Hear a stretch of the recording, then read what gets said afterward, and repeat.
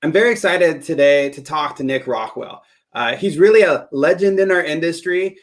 He knows a lot about the data, and he is a consistent publisher and Benefits Pro, which I read every single month that it comes out. Very excited just to have some candid, open conversations, non-scripted with him. And so Nick, let's start with, tell us a little bit about you and Eastbridge and how'd you get to where we are today? So, first off, I think that's the first and last time I'll be referenced as a legend. And I really appreciate it because now I can go to my grave knowing that it at least happened once. But no, I really appreciate it, Jack. And before we get into it, the stuff you guys are doing in the market and on LinkedIn is just fantastic because I think this is really the new platform for our industry, right? In so many ways, trying to connect people nationally to have a dialogue that moves things forward and is really the best way we can all network today. So I really appreciate you taking some time to bring us into the equation. So yeah, just a little quick background because it's funny, Eastbridge, oftentimes people have different views of who we are and what we do. Even though we're a 30-year-old company, there's a lot of kind of identity challenges at times. And people think of us a lot of times, first and foremost, as a research company, which we have come to do a ton of. And many people look to us as kind of the de facto for voluntary insights. And we love that place in the market. But we started as a consulting company. First and foremost, always a consulting company. And really the research was driven to help people. Our primary clientele are carriers. So for decades, that's really who we've supported is the product manufacturers, both traditional and non-traditional. In fact, that's where I come from. So I was a client of Eastbridge's before I joined, which is kind of funny. It was like the whole Hair Club for Men commercial, right? Like I'm the CEO and the customer. I was kind of like a perfect case study. I started LifeLock Identity Protections, employee benefits business years ago with the help of some great colleagues. But we were kind of the little engine that didn't know exactly what we were doing, learning the industry from the ground up. We hired Eastbridge around 2011, 2012. And had a great time building strategy with them. Gil and Bonnie, like they've done with so many companies, helped us kind of transform that business. And I looked like a pretty smart guy the remaining 4 or 5 years I was there. And then when I moved on, they very graciously said, hey, you've really learned this business from the ground up. And what was interesting about it is that's not really an insurance company, right? A lot of people liken voluntary benefits and group benefits to insurance. I look at it differently. I think of it as its own little ecosystem that, sure, there's a ton of insurance products sold, but there's a lot of other factors and all the different players, et cetera, in the community are actually more of a driver than the product a lot of times. So in any event, I was a client, came on board and have the good fortune of becoming president in the last year. And we're really trying to stay the course while differentiating what we do as well. And again, continuing the research business we do and trying to open that up to more audiences beyond carriers, creating products for employers and brokers, and just trying to listen to what the market needs and apply what we know along the way. So it's a lot of fun. Awesome. Well, here's my little secret. I've used Eastbridge data for as long as I can remember. Although there might be carrier-specific data, I always try to go right to the source and use it because it's so valuable, not only to help us gain new clients, but to keep clients and to guide the way they use or present some of the benefits today.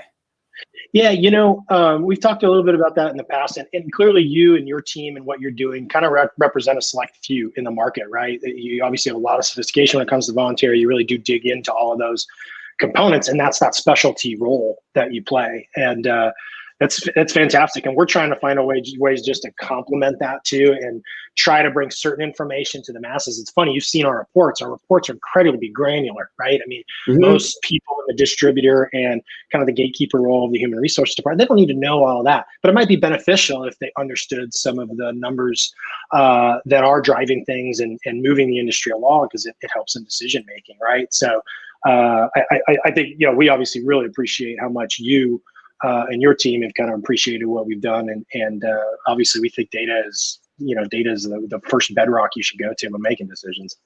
Because it's real. It's not subjective. It's I will, on the flip side of that, obviously just to keep it real, the data is so important, but what the consulting side of our business, what we truly try to do, and I'm sure it's the same thing you do with employers, is we try to give the nuance, right? What's the other story inside of it though? People oftentimes they'll ask for like our slides, they'll ask for our data, can we get that deck? And I'm real reluctant to give it, not because of the data per se, but it's because without the story, without the discussion that goes along with all the other sides of it, you're very likely to make decisions with it that don't really have the whole picture. So it really is an interesting thing that I am not a research guy. I've learned that from my team. They've helped me. What I've really learned, and I think where we help companies a lot on the consulting side, is helping to see the story and the details, right? If you will. Mm-hmm. Well, you put out a lot of great stories again in Benefits Pro, which I follow very heavily. And this last one was about voluntary benefits in the COVID era, essentially. Sure. And some of those changes. Yeah. So question, digging into that a little bit deeper, what does the data tell us post-COVID versus COVID today as far as voluntary benefits? Sure. So, there's a lot of our research relative to sales and all that's going on right now, and we're still trying to put things together. But at the very top of the funnel, it's safe to say that, the industry was a little bit down last year, right? Sales did not, no surprise, right? Most people in our circles can look at things and say, gosh, was the industry up or down? But there were also a number of, on the carrier side who had really solid years and others that were different. But one of the main things that I think we've come to learn last year is there was an expectation that enrollment would take the biggest impact. And I'm curious, we've talked a little bit about that. Obviously, it's a big specialty for you all. But from my vantage point, it wasn't enrollment that necessarily took the hit. It was quoting, right? So it was getting new groups, employers willing to enter in new programs. So, a lot of carriers who had really specific re-enrollment strategies and approaches there were able to pick that ball up a little bit more and run with it. There are others that haven't been so good at re-enrollment and are really front-end focused on new cases, and turned out to be a tougher year to do that. Not that distributors weren't trying. It was like 2010, right? It was just a distraction year that ultimately we think is a huge boon for voluntary benefits. And we're already starting to see traction. I know you are, it going into this year. But we had those impacts. Obviously, enrollment did have its own stories, right? Enrollment was impacted. People had to find different ways to do stuff, especially if you were doing face-to-face and had to migrate. Product certainly had changes, and people had to add some things and make some changes, and all of that was there. But just from the broadest sense, I think one of the most impactful things that happened as a result of COVID, and I don't want to say it's a good thing because there's nothing good about COVID, right? But we have to look at, okay, what did this do? Well, what it seems to be doing is, I think it's highlighting this what if thing, right? What if this happens to you? What if this illness befell you? What if you were hospitalized for something? It's the what if that voluntary is built on, is what I've always looked at it as. Is this is the opportunity in open enrollment for people to learn about protections that they didn't even know existed for a lot of Americans, right? Let alone did they have access to on an individual capacity, did they have the right resources to get into those things? And this is a year while people were concerned about other things. We had distractions last year, and it would have been nice if maybe more people had gotten access to those programs in kind of a new enrollment position. But I think what we are seeing is employer data that says, yeah, I'm forging forward with voluntary benefits and continuing to grow those at a good clip. We see employer data around expectations for employee enrollment to be up, that participation, and more people wanting to be interested. And those are all really good signs. So I think the what if, I don't have a hard data number around that, but I think that's the most impactful thing to come out of this. Is it gives us all the opportunity to, look, there's a lot of circles in our industry, I think, where the HR department and even brokers have still looked at voluntary with maybe a skeptical eye, right? Are we just selling something? Does anybody really take advantage of this? And what happens? Somebody makes a claim, and it all becomes real, right? And all those dots connect, and they have that power now, and they have that resource in their back pocket. And I think now COVID kind of takes it a different route, and it allows us to say, this was something nobody was telling a story about before, but a lot of people do need that disability protection. A lot of people do need that hospitalization protection. So there's a lot of stories that I think will come out of last year that fuel this year. And I think that's going to do more than any other single metric, probably. Yeah, because it's real for people now, and they see it. And voluntary, unfortunately, from my experience, a lot of times they have a bad name because maybe an agent came in and pushed something or sold something because there was no real strategy with the full benefit package. And then so what happens is people are adverse to even looking at the plans. Yeah. But with technology, what we're seeing as well, I think we're seeing a lot of the same things, is when you make it easier and you don't use this pushy mentality to put in these programs, that more and more employees are participating in these plans because of what's happening in the world today. But again, you take out that, I mean, I hate to say it this way, but you take out that pushy salesperson, everything changes. Now they can make a real decision on if they want these plans or not. So I think that that's actually something also really good happening because of the COVID era, we'll call it. Absolutely. Absolutely. I mean, I think, it's fitting right with what you're talking about, that specifically when it comes to enrollment. I mean, there's at least two factors that I hope to see continue to evolve. You obviously have the education piece up front, right? I mean, I think that's what we've always heard from the employer community, right? Is if you want to educate people and tell them about where there might be gaps or where they might have additional protection, that's different than selling them and making them feel 100%. Like there's something that they maybe don't really need there. And I think all of that's going to continue to change. Technology is doing that, better planning. I mean, I know the role you guys play in helping to make sure that it's not something that just sits on the shelf, right? That there's a strategy to get this in front of employees. All of that's happening, and I think the message will evolve with that. The other thing I'm hopeful to see is some of the mechanics start to change too. That, if we are maybe getting less access, less face-to-face, maybe less group meetings, less of that is certainly being mandatory. And that's obviously already been a trend, right, for years. But can we balance that with more active elections surrounding the voluntary benefits, right? I know the carriers that we work with that get to that kind of working condition, they have tremendous outcomes.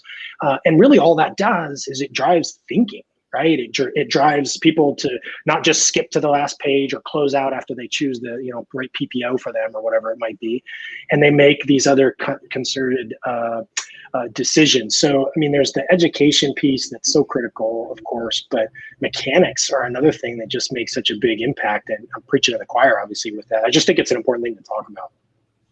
Yeah. Actually, is that all right if I elaborate a little bit on that? Please. Because this is my wheelhouse, and this is a lot of fun right now. The days of voluntary, I think, are changing. We call it enhanced benefits, and I have to give a special shout out to Eric Silverman for updating that terminology there for us. It was a game changer, because I think there's so much in the power of words and making it enhanced benefits. I use voluntary just because that's what most people know it as today. But for our employees, we use enhanced. But education is key, and I'm not a big believer in forced education. Everybody has to do this unless there's a major change. But active elections, absolutely. Giving access to resources to learn about things, 100%. I think using some of these decision support tools is fantastic, but also a real person that's not paid based off of sales is another huge factor. Absolutely. And then I talked about it last week. I did a webinar with my business partner, Heather. We talked about making benefits a celebration. And one of that pieces is it's meeting employees where they are in technology and guiding them and educating them the way that they want to be educated. But again, not forcing, because nobody wants to be forced to buy something. Yep. And it's so funny you say that, because people ask us about the data around that a lot of times, right? How do people want to learn about benefits today? And, without getting into all the demographics, which quite frankly, even the demographics don't fit with a lot of people's perceptions. But when you look at it in general, what you're going to see is that for every person who's interested in learning on their own, there's still somebody who wants to talk to somebody. There's still somebody who wants that human component. And it just points to the inability today of having any one solution solve for the group. A lot of people will say, oh, we have all millennials in our group, so they really want to learn all on their own.